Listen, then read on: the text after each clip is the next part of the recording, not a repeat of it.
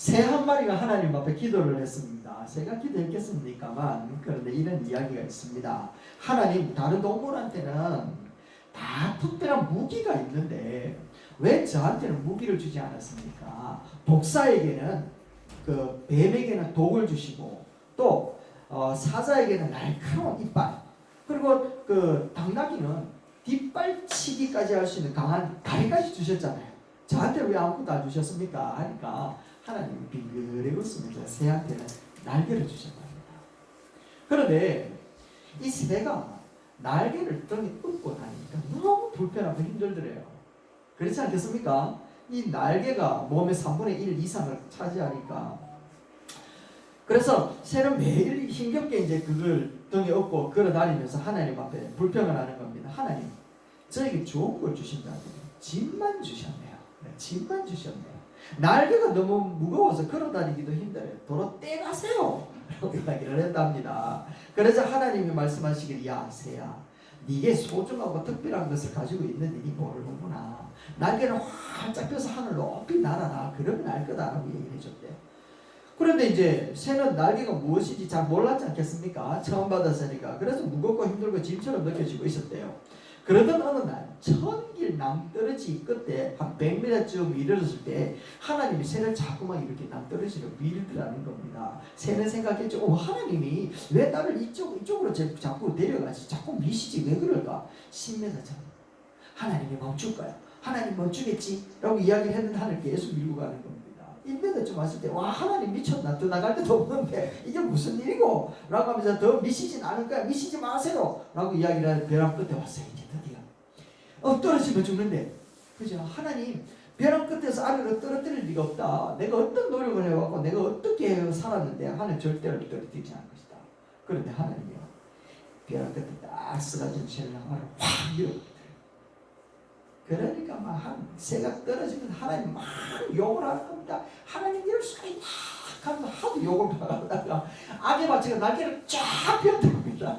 쫙 펴니까 이게 날개짓 한번 쫙 하니까요 이 바람을 벗어나고 쫙 타고 올라가더래요.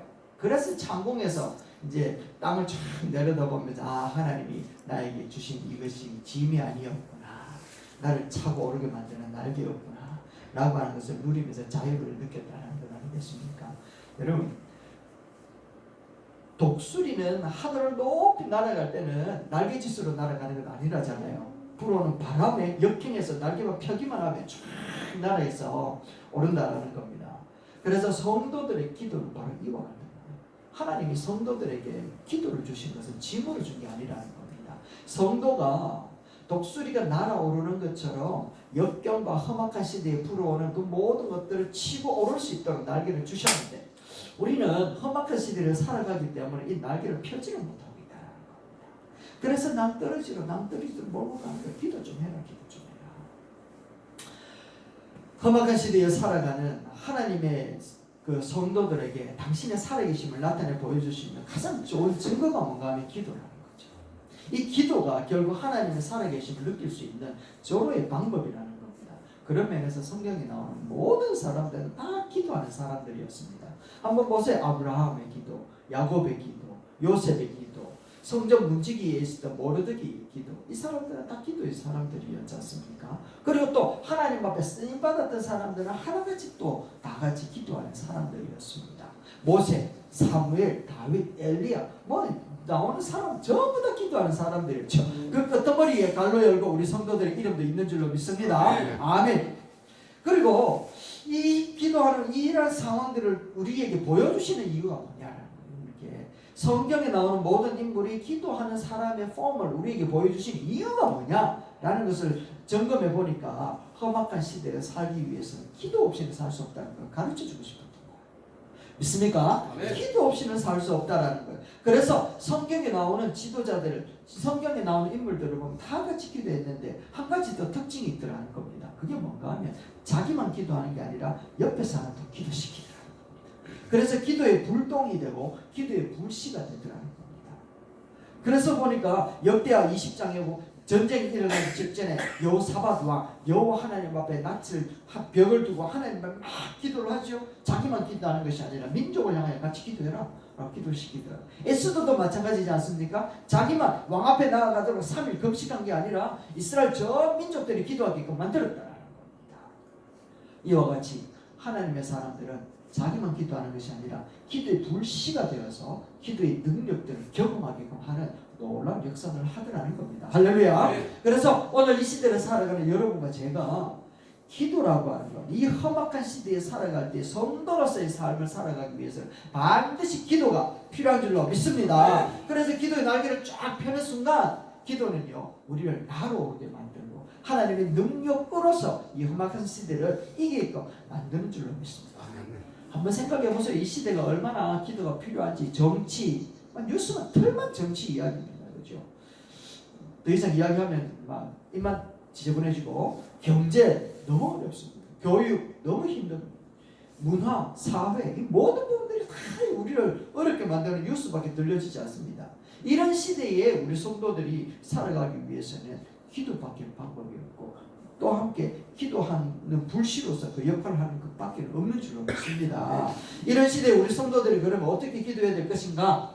어떤 자세가 필요한가? 라고 하는 것을 솔로몬이라고 하는 이 사람을 통해서 우리가 한번 배워보자라는 겁니다. 이 사람이 마지막에는 하나님을 배신하고 배반했지만, 그러나 초창기에는 하나님의 모든 은혜를 받았던 사람, 그래서 전 역사 가운데서 가장 번성하게 만들었던 하나님의 중추적인 역할을 했던 사람이 솔로몬이더라는 겁니다. 이 솔로몬의 기도의 자세를 보고서 오늘 우리들이 어떤 모습을 기도해야 될 것인가 배울 수 있게 되기를 바랍니다. 자, 그를 어떻게 평했는가 하면 열왕기상서 10장 23절입니다. 우리 같이 한번 읽어봅시다. 시작. 솔로몬 왕의 재산과 지혜가 세상의 그 어떤 왕보다 큰지라. 할렐루야. 이런 복을 받았다라는 겁니다.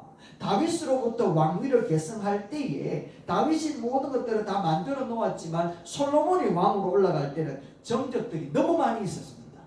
자기를 죽이려고 하는 사람들도 많았던 거예요. 그래서 그는 왕위에 올라가서 하나님 앞에 기도합니다. 기도할 때 내가 네한테 뭐 해줄고? 라고 이야기를 하니까 그가 하나님 앞에 했던 게 뭔가 하면 당신의 백성들을 잘 다스릴 수 있는 지혜 주세요 라고 얘기를 했단 말입니다. 그 속에는 오묘한 게 다 들어가 있겠죠. 그죠? 그러니까 하나님이 무엇을 주셨는가 하면 부와 지혜와 명예 다 주셨잖아요.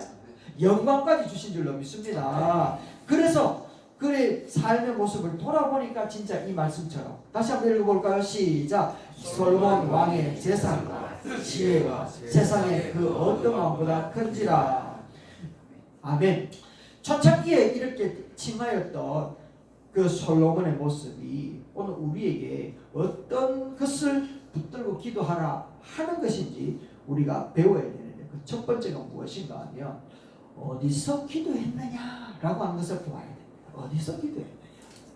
자, 22절입니다. 같이 읽어봅시다. 시작. 솔로몬이 여호와의 단 앞에서 이스라엘 온 회중을 마주서서 하나님을 향하여 손을 펴고. 할렐루야. 이 말씀은 솔로몬이 성전 건축을 다 했단 말이죠.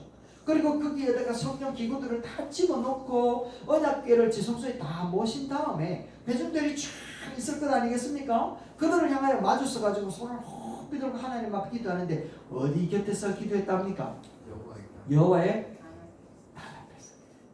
여호와의 단. 이 단은 번제단이거든요. 번제단. 기억해야 됩니다. 번제단.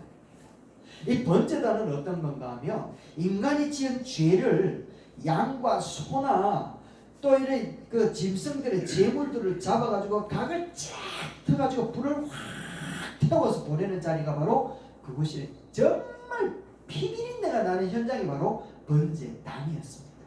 그런데 그 번제단에서 그 향기가 하나님께로 올라가는 자리다라고 하면서 하나님이 딱 정해놓은 자리입니다. 희생의 제물의 피가 번제단에서 철철 흘러넘치는 자리가 바로 번제단이라는 거예요. 성전이라고 하는 것은 하나님이 거하는 처소잖아요. 통치, 좌소라, 임금님, 우리 조선시대로 이야기를 하면 정전이라고 합니다. 정전. 임금 단상이 딱이고 신하들이 좌우에 쫙 서 있잖아요. 그 정전이 바로 성전과 같은 곳이다 생각하면 되는 거예요.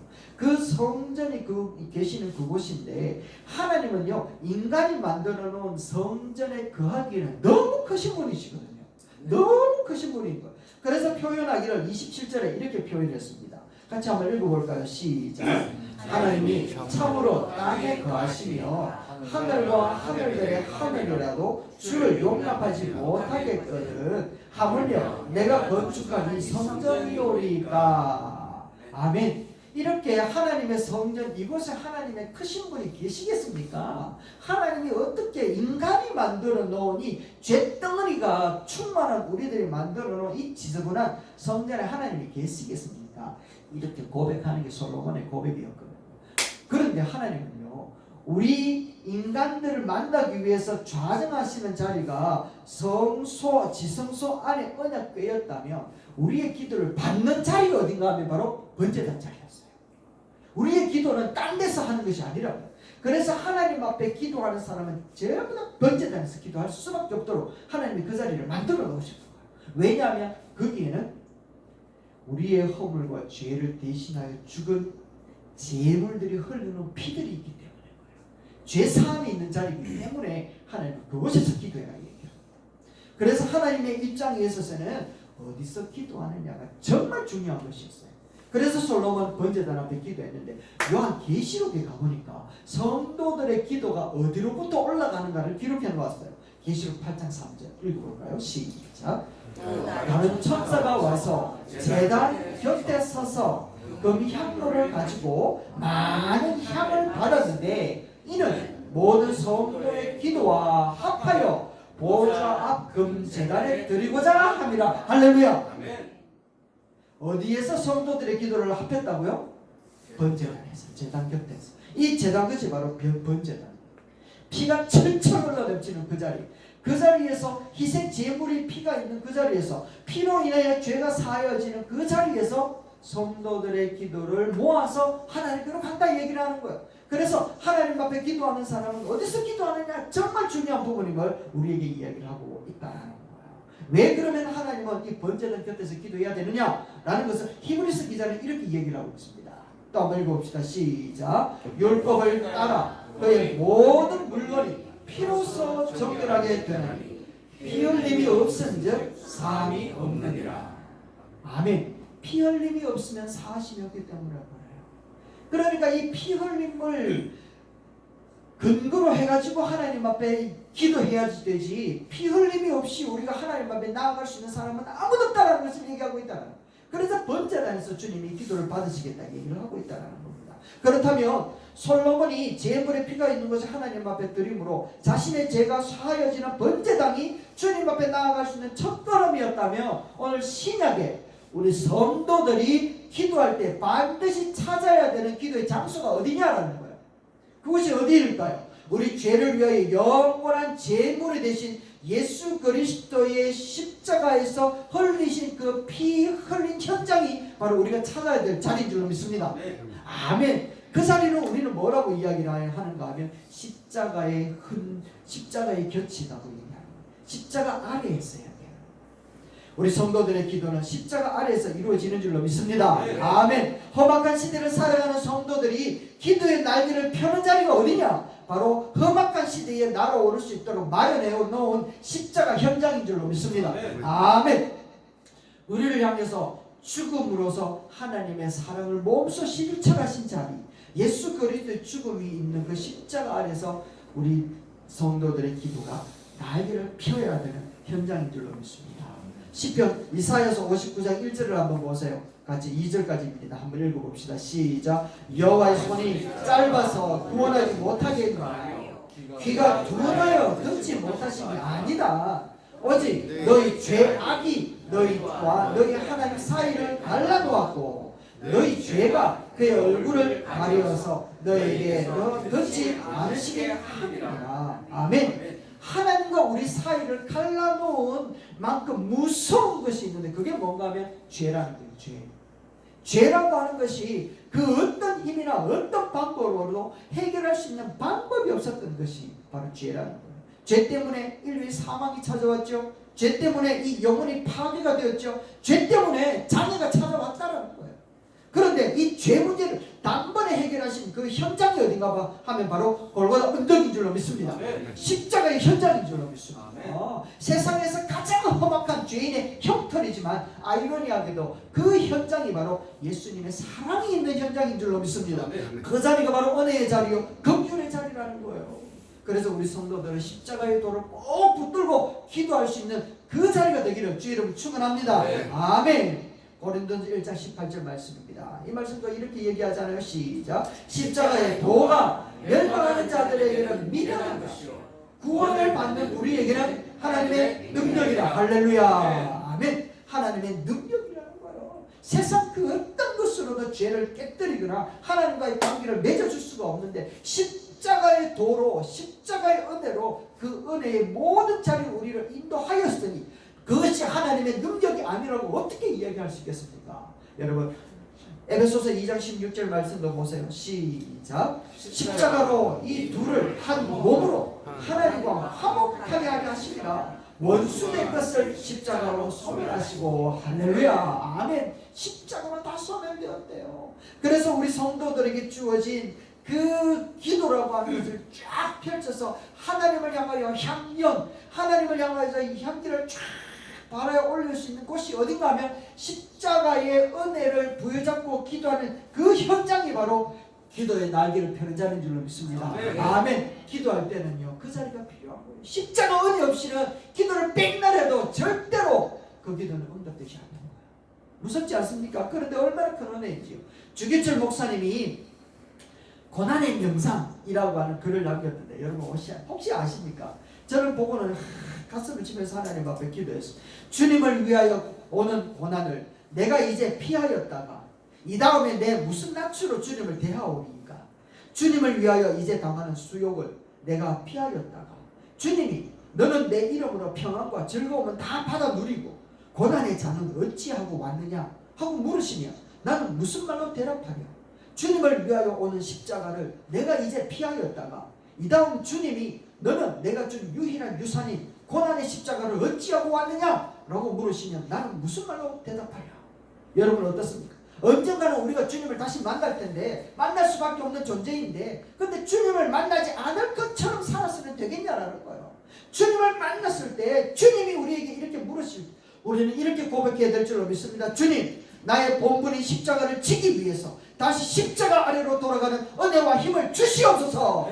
그리스도와 함께 내가 십자가에 못 박혔다는 고백이 날마다 삶 속에서 온전하게 드러나게 하여 주시옵소서. 이런 기도가 우리 가운데 일어나야 될 줄로 믿습니다. 이게 바로 우리 성도들의 기본 본분이요 기도의 날개가 펼쳐지는 자리요 응답받는 자리인 줄로 믿습니다. 아멘. 솔로몬은 이거 알았기 때문에 번제단에서 하나님 앞에 기도했던 거예요. 여러분 우리가 십자가의 그 은혜 앞에서 우리가 기도할 수 있는 저와 여러분 되시기를 주의 이름으로 축원합니다. 자 이제 두 번째입니다. 둘째는요 어떻게 기도했느냐가 중요하단 말이에요. 어떻게 기도했느냐 23절입니다. 한번 읽어봅시다. 시작. 이스라엘의 하나님 여호와여 위로 하늘과 아래로 땅에 주와 같은 신이 없나이다. 주께서는 온 마음으로 주의 앞에서 행하는 종들에게 은혜를 지키시고 은혜를 베푸시나이다. 할렐루야. 주 앞에서 행하는 종들에게 언약을 베푸신다는 거예요.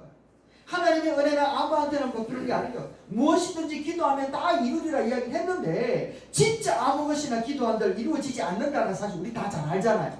그렇지 않습니까? 그렇지만 하나님께서 우리에게 은혜와 언약을 베푸시는 자리가 있는데 그 자리가 어딘가 하면 주님 앞에서 순종하여 행하는 자 그 사람에게 언약과 은혜를 베푸시는 줄로 믿습니다. 구원에 대한 주권과 우선권은 하나님 앞에 있습니다. 그래서 하나님은 출애굽시키실 때 우리를 구원시키실 때 그 언약을 이루시는 것은 하나님의 주권이었습니다. 하나님이 하셨습니다. 그런데 하나님의 백성으로서 하나님의 보호와 하나님의 언약과 하나님의 은혜를 누리면서 살아가는 것은 바로 하나님 앞에 순종하는 자세로 서 있는 성도들이 누리며 살아가는 줄 믿습니다. 아멘. 예수님은요 모래 위에 지은 집과 반석이 위에 지은 집에 대하여 비유하면서 둘 다 바람이 불고 창수를 만난다고 얘기를 합니다. 그럼에도 불구하고 우뚝 서 있는 그런 집은 어떤 집인가 하면 반석 위에 서 있는 집이라고 얘기했어요. 그러나 그 바람이 바람이 불고 창수가 불어올 때에 자기의 수고, 자기의 노력, 자기의 엄청난 헌신, 이 모든 것들이 수포로 돌아가는 사람이 있는데 어떤 사람인가 하면 모래 위에 지은 집이라고 얘기를 합니다. 그러면 누가 반석 위에 지었고 누가 모래 위에 지었느냐 분명하게 이야기를 하는데 이렇게 이야기를 하는 겁니다. 마태복음 7장 26절입니다. 읽어봅시다. 시작. 나의 이 말을 듣고 행하지 아니하는 자는 그 집을 모래 위에 지은 어리석은 사람 같으니 비가 내리고 창수가 나고 바람이 불어 그 집에 부딪힘에 무너짐이 심하리라. 할렐루야. 정말 무너짐이 심할 수밖에 없고 어리석은 인생이 될 수밖에 없는 건 모래 위에 지은 사람과 같은데 이 사람은 어떤 사람이라고요? 다 듣는데요. 주여 주여 주여 주여라고 다 했대요. 그런데 문제는 뭘 안 했대요? 행하지 않았다. 순종하지 않았다. 그런데 반석 위에 지은 집은요, 풍파가 아무리 몰아쳐도 그 풍파를 거스르며 기도의 날개를 펴고서 다시 한번 그 상황을 날아오르면서 하나님 앞에 찬양을 하게 되는데 어떤 사람인가 하면 마태복음 7장 24절입니다. 시작. 누구든지 나의 이 말을 듣고 행하는 자는 그 집을 반석 위에 지은 지혜로운 사람 같으니 비가 내리고 창수가 나고 바람이 불어 그 집에 부딪히되 무너지지 아니하나니 이는 주처를 반석 위에 놓은 까닭이요. 할렐루야. 아멘. 어디에 있는 사람이라고요? 반석 위에 있는 사람. 반석 위에 있는 사람은요 다 들어요. 모래 위에 지은 사람과 같이 다 들어요. 그런데 다른 것이 있는데 뭐가 달랐단 말이죠? 그 들은 바를 행하냐 않느냐 라는 것을 얘기하고 있다는 겁니다. 여러분, 솔로몬이 하나님 앞에 부와 명예와 명성을 다 누릴 수 있었던 것은 하나님 앞에서 행하는 자에게 언약과 은혜를 베푼다는 것을 알았기 때문에 하나님 앞에서 순종했던 모습을 우리에게 보여주고 있지 않습니까? 어떤 임금이 신하한테 명령을 내렸습니다. 밑빠진 독을 딱 던져주면서 하는 말이 저 호수에 있는 물을 이 밑빠진 독에다 다 갖다 부으세요. 많은 신하들이 정말 왕은 돌았나 미쳤나 이게 무슨 일이고 헛된 일을 시키느냐 라고 이야기를 하는데 막 임금한테 막 욕을 하고 비방하고 막 그랬다. 근데 참 어리석어 보이는 신하 하나는요 임금님이 이야기를 했는데 한번 해보지 뭐 라고 이야기를 우물 퍼가지고 막 나르기 시작을 합니다. 아무리 퍼달라도 이게 우물물이 없어지다고 독에 차이지도 않는 거예요. 밤낮을 삼아가 밤을 낮 삼아서 계속해서 퍼부었습니다. 그러던 어느 날 드디어 우물 바닥이 드러나기 시작합니다. 그런데 우물 바닥에 번쩍거리고 있는 것이 보이더라고요. 그래서 이 신하는 어느 조서 가서 보는 게 이게 금덩어리를. 그래서 임금님한테 이야기를 하면 임금님 용서하십시오. 독에 물을 채우지 못했습니다. 그러나 우물 바닥에 이 금덩어리를 건졌나이다 라고 이야기를 하면서 툭 내밀었대요. 그래 임금님이 하신 말씀이 밑빠진 독에 물을 채우겠다고 우물이 바닥 나도록 수고했습니다. 그들은 참으로 충성스러운 신하입니다. 그 금덩어리는 순종하는 신하인 당신을 위해서 준비된 겁니다. 그러면서 금덩어리를 주시더라는 겁니다. 여러분, 종종 우리는 하나님의 말씀이 정말 내가 이 생각하기에 너무나도 동떨어져 있고 이해할 수 없는 것처럼 다가올 때가 많이 있잖아요. 상황들이 내가 기도했는 것처럼 되어질 때가 밑빠진 독에 물 붓는 것처럼 퍼붓는 것처럼 느껴질 때가 너무 많지 않습니까? 그런데 주님의 말씀과 상관없이 살다가 망하는 그런 인생이 아니라 하나님은 똑똑한 사람보다 어리석게 순종하는 사람을 필요한다라는 겁니다. 하나님은요 능력 있는 사람보다 평범하게 순종하는 사람을 필요로 한다라는 거예요. 그렇지 않습니까? 그렇게 순종하는 사람에게 하나님은 하나님의 놀라운 능력을 우리 가운데 허락하여 주실 줄 믿습니다. 네. 마태복음 7장 21절 말씀 한번 보세요. 큰 소리로 읽어봅시다. 시작. 나더러 주여 주여 하는 자마다 다 천국에 들어갈 것이 아니요 다만 하늘에 계신 내 아버지의 뜻대로 아멘. 아멘이십니까? 여러분, 하나님의 뜻대로 행하기를 주의 이름으로 축원합니다. 하나님은요 지금도 살아서 역사하기를 너무너무 기뻐하는 거예요. 성도들에게 주고 싶은 것이 너무 많아가지고 기도 한 가지를 이야기하면 10가지를 더 주고 싶어 하시는 분이에요. 그런데 그 성도가 어떤 성도가 되어야 되는가 하면 하나님의 말씀을 순종하는 성도가 되어야 되는 줄로 믿습니다. 빌립보서 4장 19절 말씀에 한번 보세요. 이렇게 이야기를 합니다. 시작. 나의 하나님이 그리스도 예수 안에서 영광 가운데 그 풍성한 대로 너희 모든 것을 채우시리라. 할렐루야. 여러분 우리가 기도의 날개를 펴면요 하나님은 너무너무너무 우리에게 멋지고 우아하고 아름답게 희한하도록 날아오르게끔 하실 수 있는 능력이 하나님이신 줄로 믿습니다. 그러나 날개를 펴야죠. 하나님 말씀을 가지고 순종하는 마음으로 날개를 펴야 된다는 거예요. 기도를 펼쳐야 된다는 거예요. 그래야 우리 주님이 역사할 수 있는 충분한 현장이 될 수 있다는 겁니다. 얼마 전에 장애의 딸을 키우는 목사님 네 분을 만났습니다. 목사님은요 현대과학으로 절대 낫지 않는다는 사실을 알아요. 그 딸이. 그러시면 날마다 기도할 때 딸이 그 낫게 해달라고 기도한답니다. 그래서 목사님한테 물어서 목사님 낫지 않은 거 목사님도 아시죠? 안 돼요. 그런데 왜 하나님 앞에 낫지 않음에도 불구하고 기도하십니까? 물어보니까 이렇게 얘기합니다. 목사님 낫지 않는다고 알아요. 절대 낫지 않는다는 것도 알아요. 그렇지만 기도하는 이유가 뭔지 아세요 목사님? 아무리 기도하면 낫지 않는다는 것을 알면서도 기도하다가 보면 이렇게 나아서 우리와 같이 찬양을 하고 예배를 하며 기도할 수 있는 그 현장이 보여지기 시작을 하는데 하나님의 나라가 열리기 시작을 하더라는 겁니다. 하나님의 나라가 쫙 열려지면서 그 딸이 걷지 못하는 딸이 신발을 끼어서 신고 뛰기 시작을 하고요.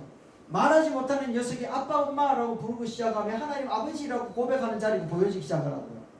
그리고 함께 밥상에 앉아서 같이 먹는 그런 모습들이 펼쳐지는데 눈을 뜨면 현장에서 덜르고 있는 딸이지만 눈만 감으면 하늘나라에서 그게 보이는 거예요. 하나님의 나라가 막 펼쳐지는 거예요. 하늘 소망이 열리는 거예요. 천국의 역사가 막 나타나는 거예요. 그 소망이 열려지고 그 천국이 보여지니까 현장 가운데 덜르고 있는 이 딸내미를 바라보면서 키우고 양육하는 게 비록 힘들고 어렵지만 천국의 나라를 기대하면서 기도하면서 그는 또 힘을 얻는다라고 얘기를 하더라고요. 기도라고 하는 것은요 우리가 기도라고 글자를 적고는 그것을 읽을 때에 믿음이라고 읽는단 말이죠. 여러분 기도한다고 현장에 문제가 현장에 문제가 해결되지 않아도 우리는 하나님의 역사가 일어나는 그 나라에서는 이 문제가 되지 않을 줄로 믿습니다. 네. 아멘. 그거 알기 때문에 낙망하지 않고 기도하잖아요. 할렐루야. 네. 이게 바로 믿음이라고 이야기하는 거예요. 마지막 때에 우리 주님이 하는 말이 믿는 자를 보겠느냐라고 이야기했던 그 믿음이 무엇인가 하면 안 될 줄 알지만 낙심하지 않고 천국 소망을 바라고 믿음으로 기도하며 믿음으로 걸어가는 사람, 그 사람이 바로 믿음의 사람이다 라고 이야기를 하고 있다라는 거예요. 네. 여러분 그 장애 아이를 키우는 목사님의 그 힘든 현실은 그건 누구도 알지 못한단 말이죠. 그럼에도 불구하고 또 새 힘을 얻고 늘 웃으면서 목회 현장에 뛰어가는 이유가 어딘가 하면 기도하면 천국문이 열리는데 기도하면 천국에서 뛰는 아이가 보이는데 기도하면 천국에서 찬양하는 아이가 보이기 때문에 그 힘든 현실 가운데서도 눈을 뜨고 천국을 소망하면서 그 어려운 고난의 현장을 걸어가게끔 하는 고백을 들었단 말이죠. 여러분 기도의 날개를 펴야 될 때가 된 줄로 믿습니다. 기도는요 어디서 하느냐가 정말 중요합니다. 어떻게 하느냐가 정말 중요합니다. 여러분 말씀을 정리해 보십시다. 솔로몬은요 기도의 날개를 펼친 사람이었습니다. 하나님의 뜻대로 기도했던 사람이잖아요. 그는 첫 번째 어디서 기도했는가 하면 번제단 앞에서 예수 그리스도의 십자가의 은혜가 있는 그 십자가의 현장 앞에서 철철 흘러내리는 예수 그리스도의 보혈이 흘러내리는 그 보혈에 무릎을 꿇고 그것을 부여잡고 십자가 아래로 우리가 그 은혜의 현장으로 나아갈 때 우리 주님은 우리의 기도의 날개를 펼쳐주시고 바람을 일으키실 줄로 믿습니다. 아멘. 두 번째는 하나님 앞에서 순종하려고 하는 그 마음으로 우리가 삶 속으로 뛰어들 때 현실은 우리를 힘들게 만들지만 그러나 그 순종의 역사하심은 하나님의 역사하심으로 변화되고 그 현장은 현재 나타나는 그 고난은 하나님께서 우리가 날아오를 수 있는 디딤돌로 만들어 주실 줄로 믿습니다. 아멘.